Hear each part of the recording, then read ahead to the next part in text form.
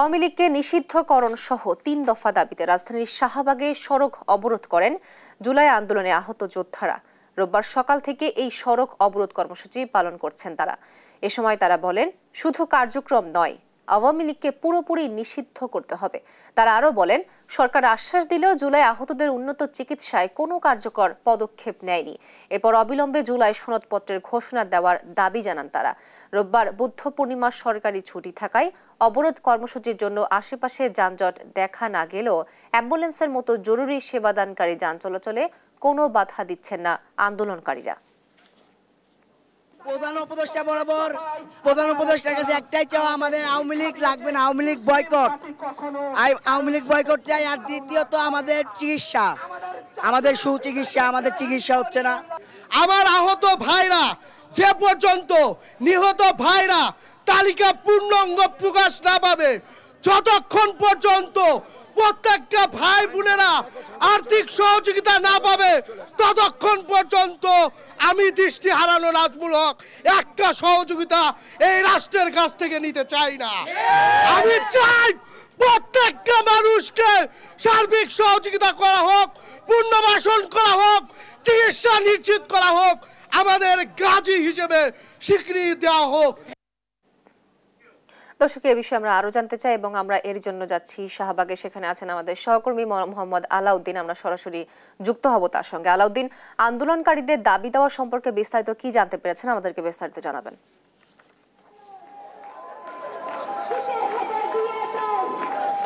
তো এই মুহূর্তে আমি আছি রাজধানীর শাহবাগে এবং সকাল থেকেই কিন্তু আমি এখানে অবস্থান করছি রাজধানীর শাহবাগ মোড়ে। এবং এখানে এসে আমি যেমনটি দেখতে পাই যে 2024-এর জুলাইয়ে গণ অভ্যুত্থানে যারা আহত হয়েছিলেন তারা কিন্তু সকাল থেকে এখানে অবরোধ কর্মসূচি চালিয়ে যাচ্ছেন। তাদের এই অবরোধ কর্মসূচি কিন্তু গেল বৃহস্পতিবার থেকে চলছিল এবং তাদের 3টি দাবি নিয়েই কিন্তু মূলত তাদের আজকের এই কর্মসূচি। আমি যদি একটু আপনাদেরকে দেখাই, আমার ঠিক পিছনে আপনারা দেখতে পাবেন যে তারা মূলত 3টি দাবি নিয়ে মূলত আজকের এই কর্মসূচি চালিয়ে যাচ্ছেন। তাদের যে প্রথম যে দাবিটি সেটি হচ্ছে আওয়ামী লীগকে চিরতরে নিষিদ্ধ করতে হবে।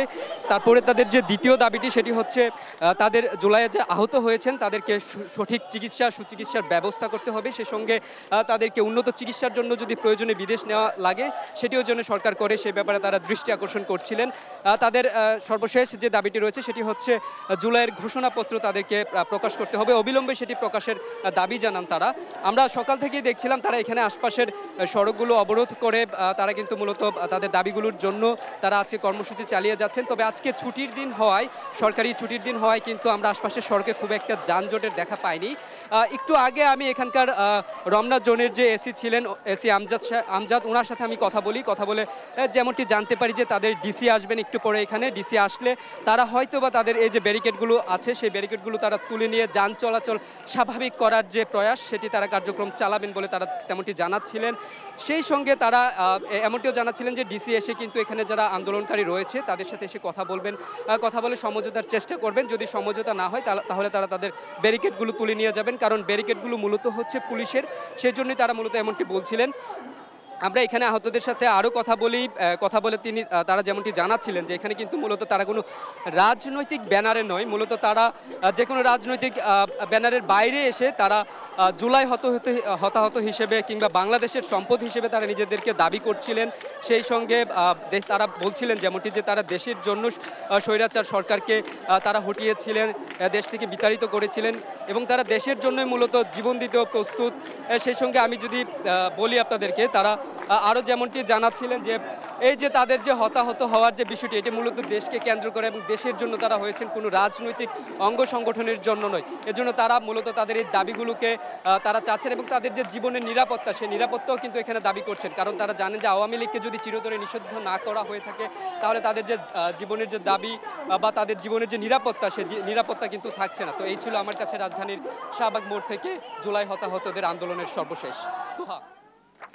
দর্শক, শাহবাগ থেকে আমাদেরকে বিস্তারিত জানাচ্ছিলেন আমাদের সহকর্মী মোহাম্মদ আলাউদ্দিন।